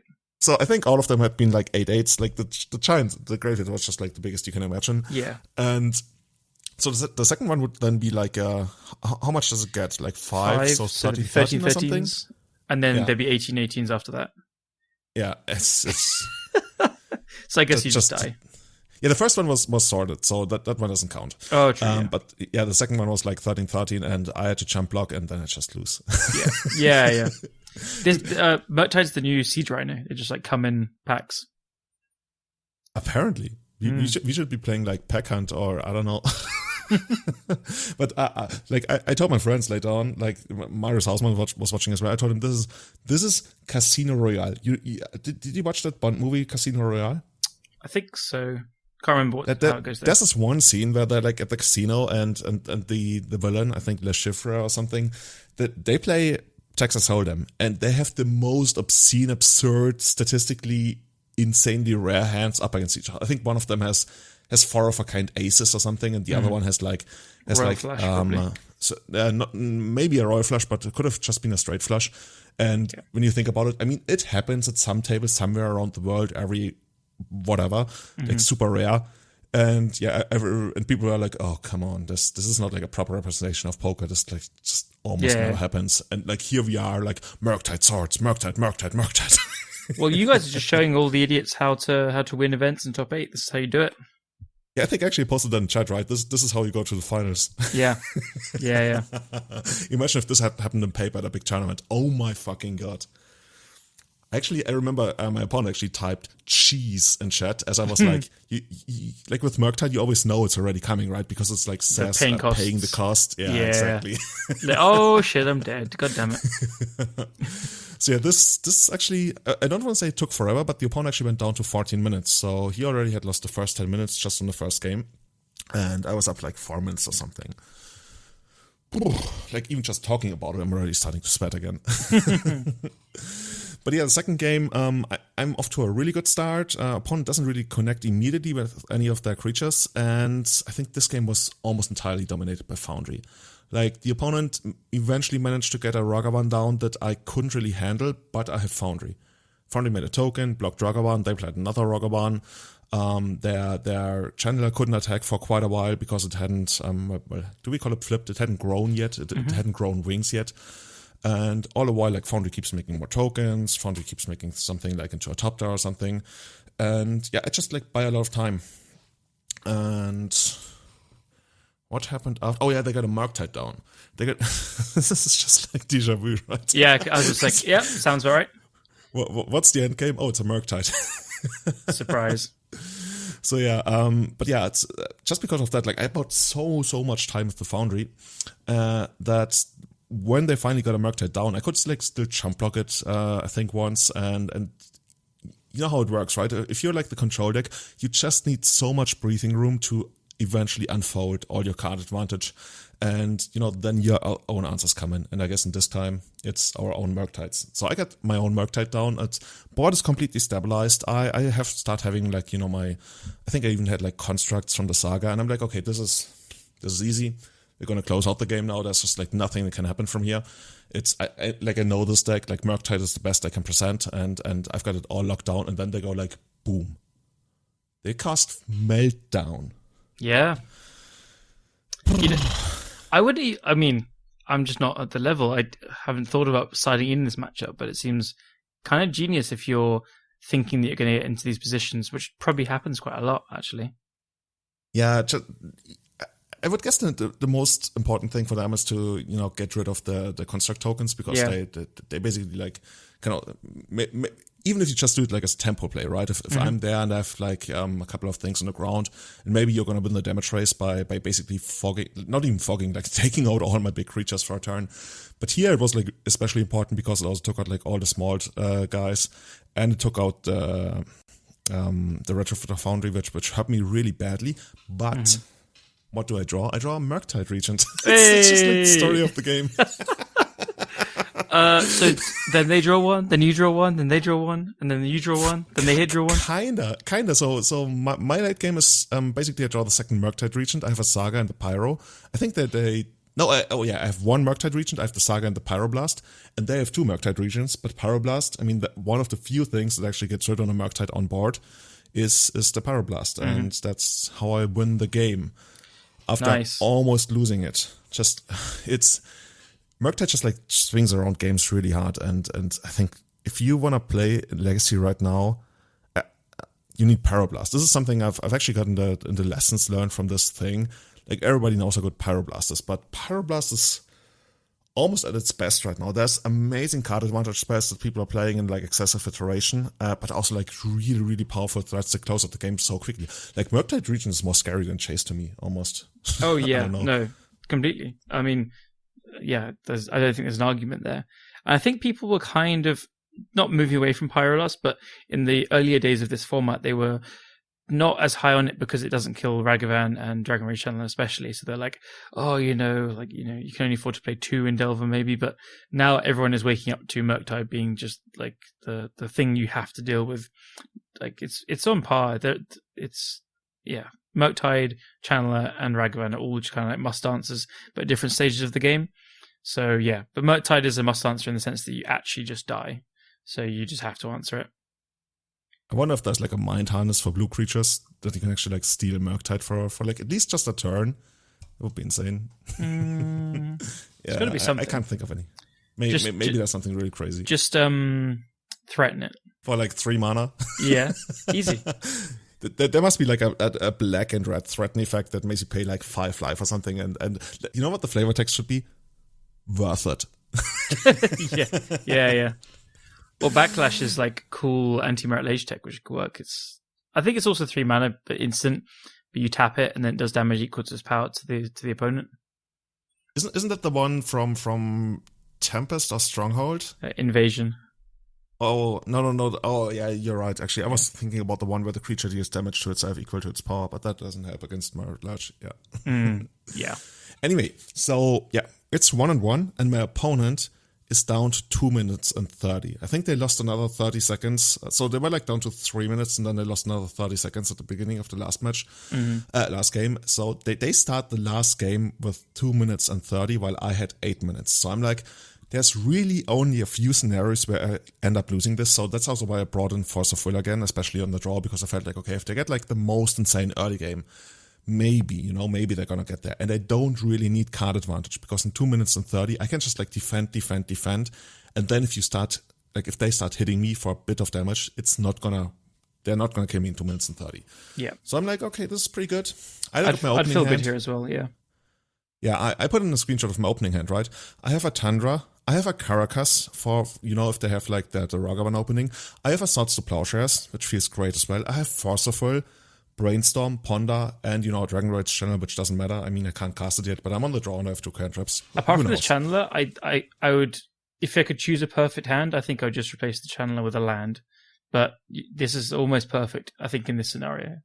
Yeah, this is absolutely amazing, right? I look at this and I'm almost okay, I'm trying to see what they could do, but I'm like, okay, let's just see what happens. And basically, I end up, I think, starts plowsharing a Ragavan after they wastelanded my Caracas at some point. And then I find a volcanic island, and I actually decide to cast Dragon Raid's Channeler because I'm like, you know what? They already wastelanded me once. Are they going to wasteland me twice again? Says the guy who just gets wastelanded. What are you going to do? Shoot me? Yes, exactly. They not only wasteland me 2 more times, they actually wasteland me 4 times in total.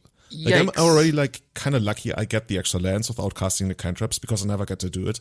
My Caracas gets wastelanded, my Tundra casts the Swords to Plowshares, then gets wastelanded. My Volcanic Island casts the Dragon Raid's Channel, then gets wastelanded. so in hindsight, I guess you're just thinking, like, you're not going to... You don't win this game on damage, you're going to win this game on time. So in hindsight, you probably just cast the Ponder. Yeah, but the thing is, like, I ended up finding the lands anyway. So even if I cast the Ponder, like, I mean, this is arguing from what actually happened in the game, but I'm just saying, even if I cast the Ponder, the outcome wouldn't have been better because I already got for it. Like, I basically got the perfect draw anyway. Yeah. So I put another screenshot in. So at this point, the game is still stabilized because I think I Force of World, one of their early threats. I think I Force of World a Ragavan when they had nothing on. Yeah, actually, I Force of World a Ragavan when they had nothing on board. They, I think, actually fought back. They might have dazed the Force of Will, and then I thought so. Anyway, we come to a point. I put the screenshot in here. Yeah. Each one of us has a land. I have another land drop in Saga, 2 more cantrips, and a Brainstorm. They have just a Volcanic Island. I am on 18 life. They have 4 cards in hand and 55 seconds. Can you imagine I'm losing from here? They have 55 seconds. I'm on 18 life. We both have 4 cards and 1 land. Mm-hmm. I'm losing from here. No. Oh, well, you clearly didn't pay attention to the first 1 hour and 20 of this podcast, and you can't imagine anyway I'm going to lose from here. Well, so I haven't looked at your next show notes. I know that you win, so I know you win the game on time.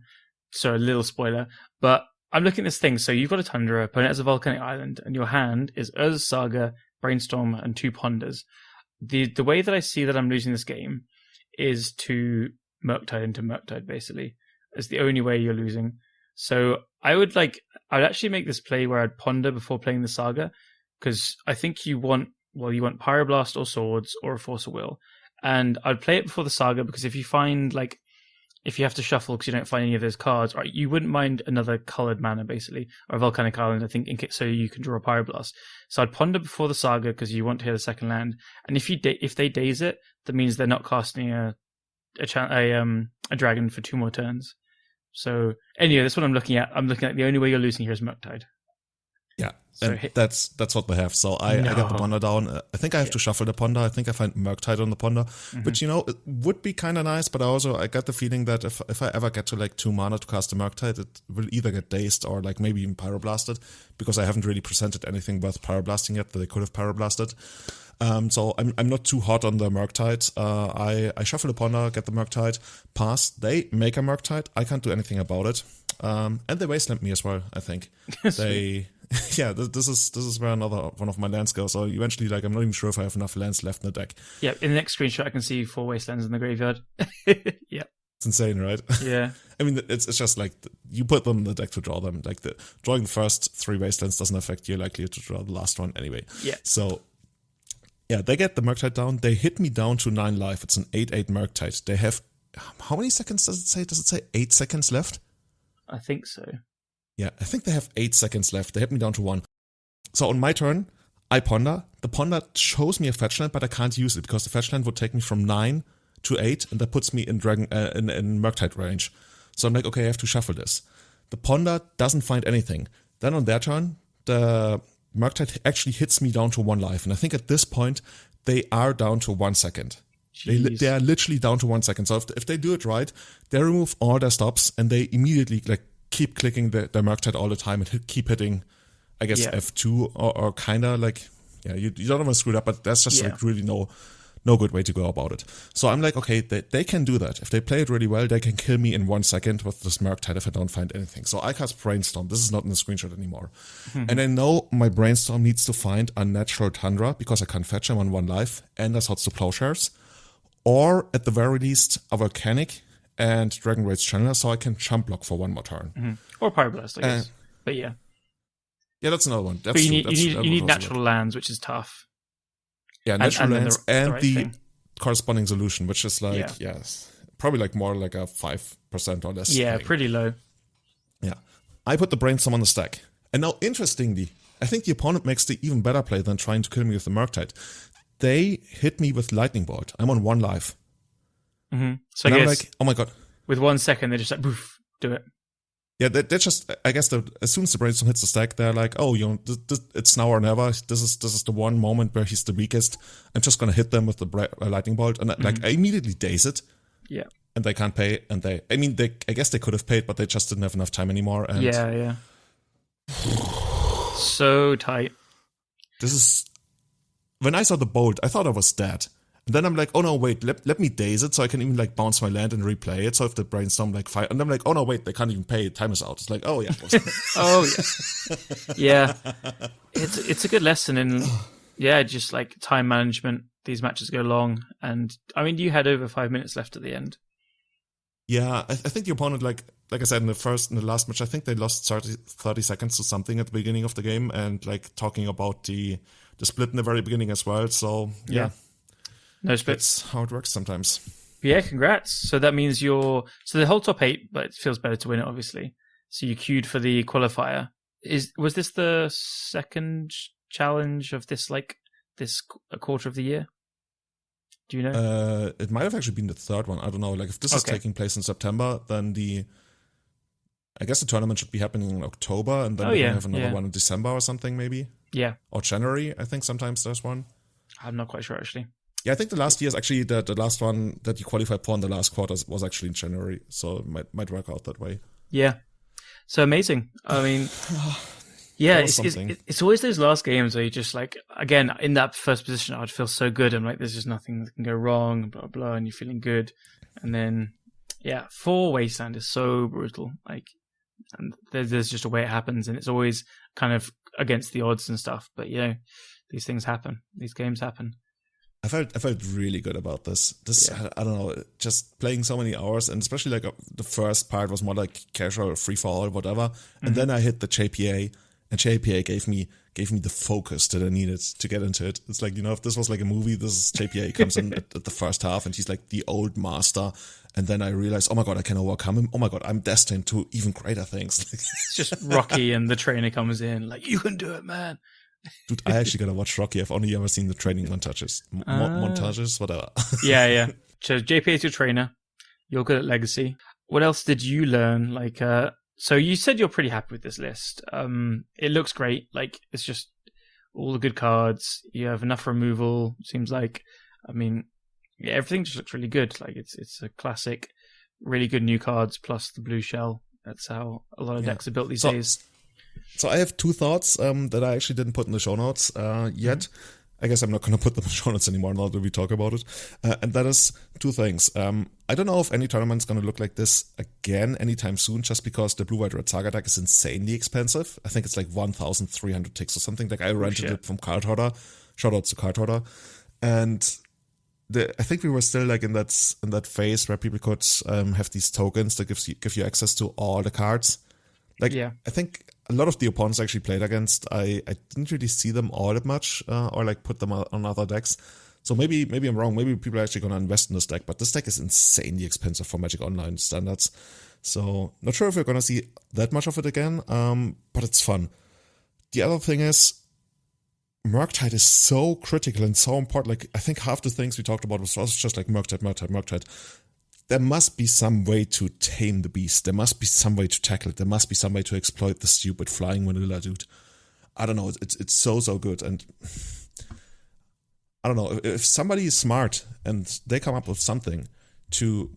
It's not like people can really punish you for Murktide unless they find a way to like play Rest in Peace.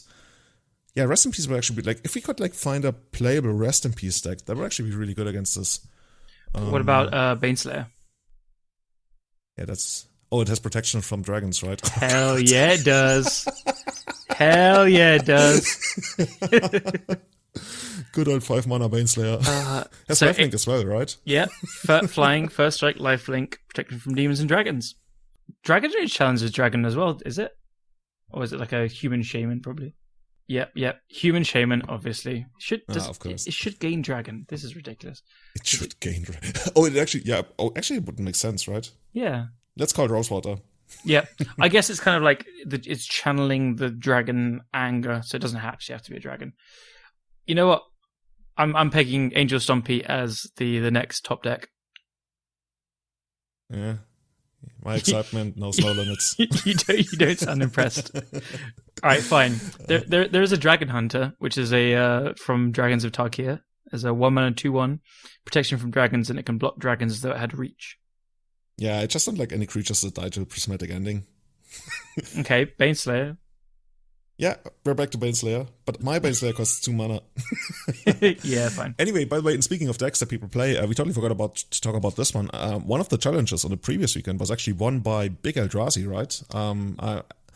I actually didn't double check it. I'm a very bad podcast host, but somebody I trust sent me a screenshot of this and told me, "Oh, this just won the challenge." They did. So I'm going to trust them. They 10-0'd it, which I went through the lists today, and yeah, 10-0'd it. Do you know how it was? I don't recognize the name. I saw the list on Twitter from the person that won it, so we could put it in the show notes. I'll find it again. Okay, I'm going to make a note here. Yeah. Eldrazi, famous person. Haven't seen that list Lord in a of long... the Void. Okay. Long time. Like, you were touting Eldrazi aggro as maybe a kind of a deck to come back and could see resurgence, but the post version I've just not seen forever. Like, yeah. Yeah, like when people play post, they play more like, these 12 posts or like green posts and stuff, but not the big Eldrazi. Like I was also like talking about, like you mentioned, the aggro version where I think that could actually like take advantage, but I was more thinking about taking advantage of like the red Bant decks or something, because I felt like they were too clunky and they also didn't play like ice encoders and stuff anymore, so I really wanted to exploit that. Mm-hmm. But this version is more like, I can't even tell you. Maybe this version is really good against these Cheskai decks now that we don't have wastelands anymore either. Could be, yeah. Yeah. It just goes to the top. I can definitely see it. I'm going to make you go through the challenge results now. I'm going to post it in our thing. Have a look at the 10th place list. So shout out to Byvci, Byvci. Holy shit. It's like Landfall Zoo. Actual Landfall Zoo. Akum Hellhound. Did we just like travel back in time 12 years or something? Yeah, man. But it's got like new cards. So it's Akum Hellhound, which is like a Step Links, the red one. And it's got Step Links is Wild Nicatls and Brushfire Elemental, which is the new 2-drop haste landfall +2. And then Scale Up, Berserks, Crop Rotations, Once Upon a Time, and Skyclave Pickaxe, which gives... Are we still talking about Legacy? Yeah. And it's pretty go on. A million fetches. It's got I like literally don't know 60% of the cards you mentioned.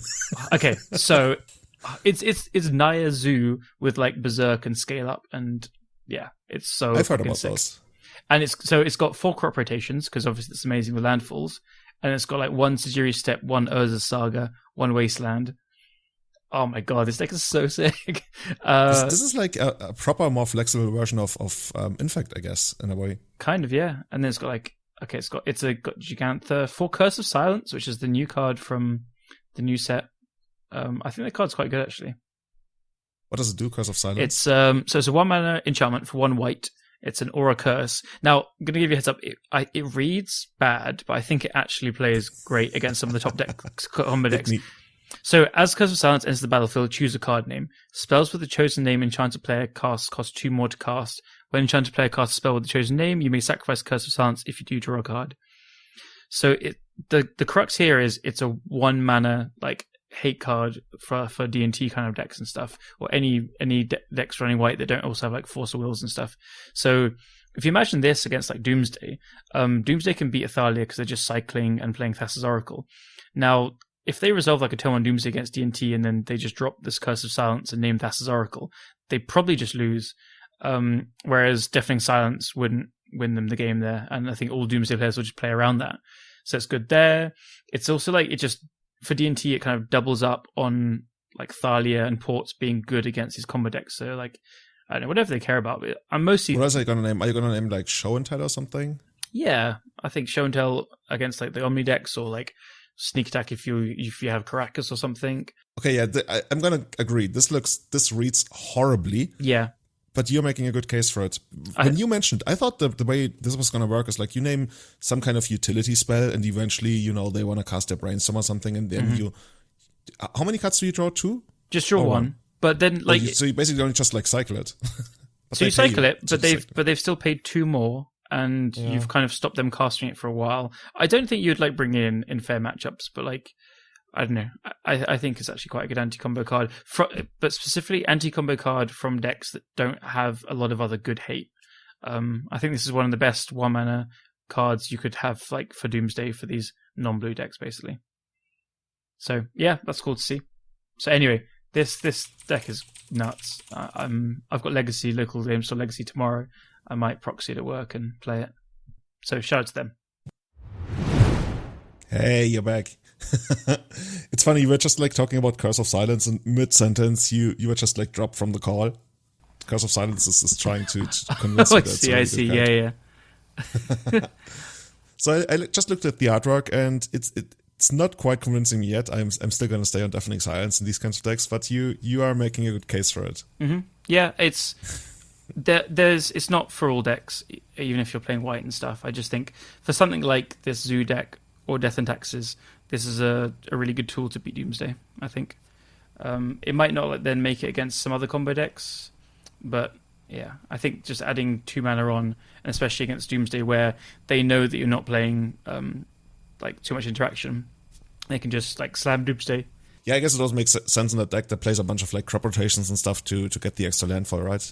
Was that the one, the Naya, what's even called Naya Zoo? Naya Zoo, like Naya Landfall Zoo, yeah. Like, this deck is just going to need, like, an extra turn to kill you. I expect it kills you turn 3 pretty consistently, this deck. Yeah. Okay. This deck looks super fast. Like, I mean, look, this Scale Up and Berserk, that's on its own 12 damage, because Scale Up makes the creature a 6/4 worm, and then I believe the landfall of, like, +2/+2s still stay on, because it makes the creature base power. So if you go... turn 1 step links, turn 2 fetch land, give it +4/+4, scale it up, it's now got 10 power and Berserk kills it. So it's a turn 2 kill. Turn 1 step links, turn 2 fetch land, scale up Berserk. Bang. Do that and you're gonna be selling a lot of... Is there any like expensive card in there that you can actually like sell that way? I think Berserk, or apart from the dual lands, there's 3 Tiger, 2 Savannah. It's the kind of deck like, somebody wins a mid-sized tournament with and then just like sticks around because it's the kind of deck that people love to play. Yeah, but seriously, I'm just looking at this and I've explained a pretty simple turn 2 kill, and I think this deck is going to kill turn 3 consistently. Like, maybe not against like a control deck, the swords, everything and stuff, and Prismatic Ending's pretty good against this deck, but yeah, it's very sweet, very, very cool, so props to the player. Awesome. We're going to definitely link it in the show notes. Mm-hmm. Callum, before we close it out today, we have a pretty long episode already, but I went through all 27 games I played in the Legacy Showcase Challenge, and we promised you some interesting stats. Oh, yeah. I don't even know these yet, so I hit me. Like, actually, ask me a question and see if I can get it. Okay. Close to it. I have played 27 games. How many of those games did I open with Ragavan plus days? Or like, I don't even need to have caster days. I just like need to have it available. Yeah. Like, how many games did I go turn 1 Ragavan with a days in hand? Gonna say 7. Yeah, you're way off, dude. Oh shit! You're way off. I literally did it a single time. A single time, man. I literally did it, like, of all 27 games I played, I literally only went turn 1 Ragavan with a days in hand a single time. And you know what my opponent did? They played Maze of it. Oh, okay. I was going to say Gut Shot, but that's even better. Oh, man.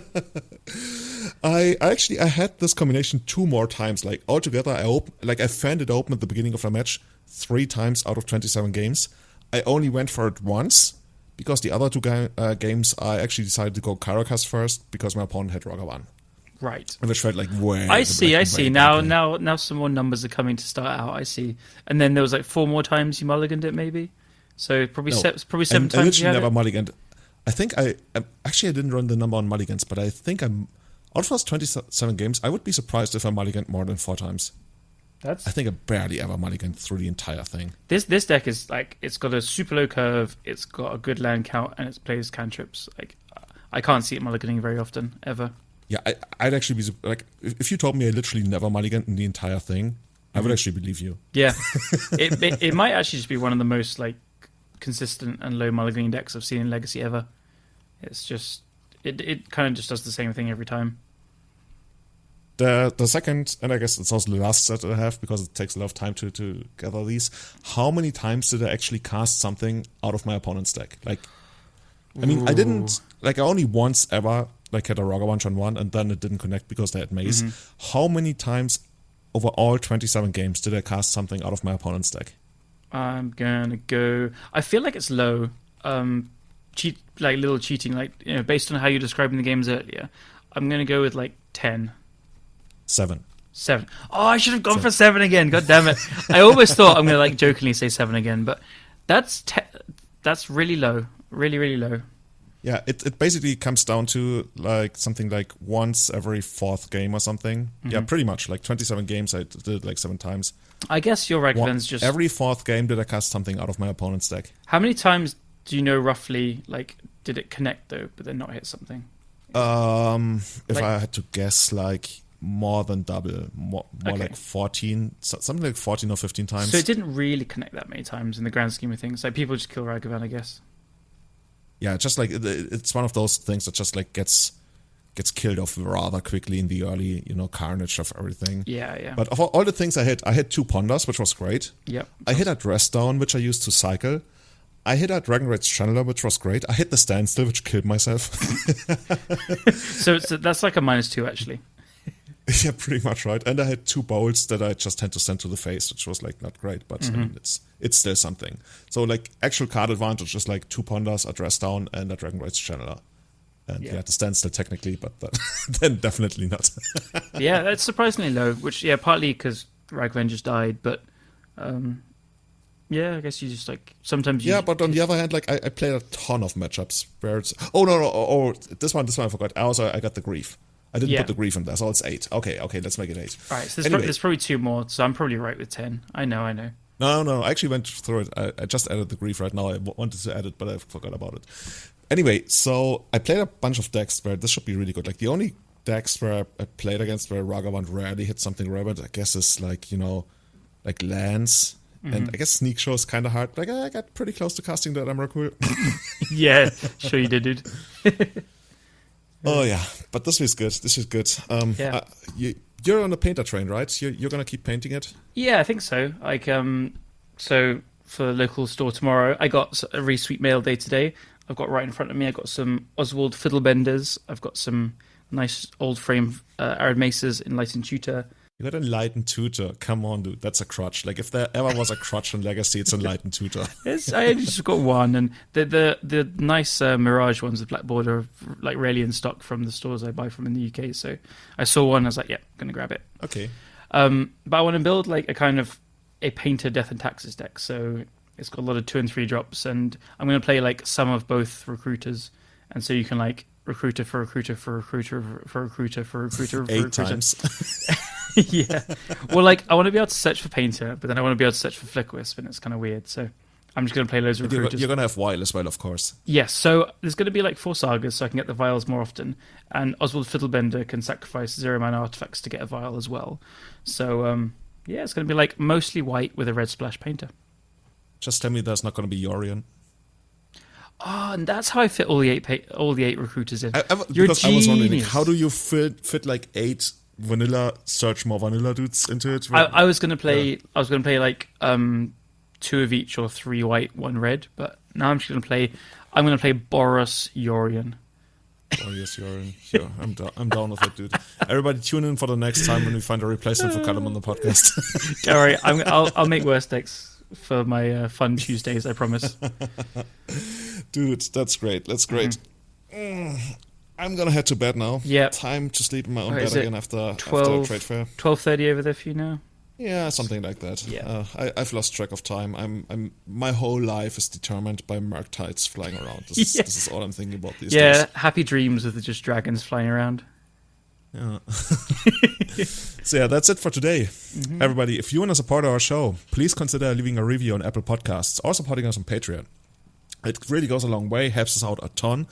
And if you want to hit us on social media, you can find us at EternalMTG on Twitter or just the same on Instagram. If you want to find me, it's Julian23 on Twitter, and I think you are WhiteFacesMTG on Twitter. That's right. Perfect. Shoutouts to all of our fans and supporters, especially our Eternal Witness tier supporters, Tommy Hinks, Testacular, Sebastian Hollager, Guillaume, Jake, and Severin Schwarzhuber, and our top tier Grizzlebrand supporters, Victor Benatz, Bachu Butts, Scott Monroe, Jeremy Gates, Henry Korkutz, Tom Hepp, Bill Schlichting, and Paragon Games in St. Louis. See you, everybody, next time when Callum has allegedly broken the format and we are all going to be playing 8-painter. Get your... You should make it a Stompy deck. 8-painter Stompy sounds just like so much better. Get your Oswald Fiddlebenders now. That's what I'm going to say. That's that white dude, right? Yeah. A gnome artificer. Thank you very much. Awesome. Everybody, have a great time. See you again next time. Bye-bye. Goodbye.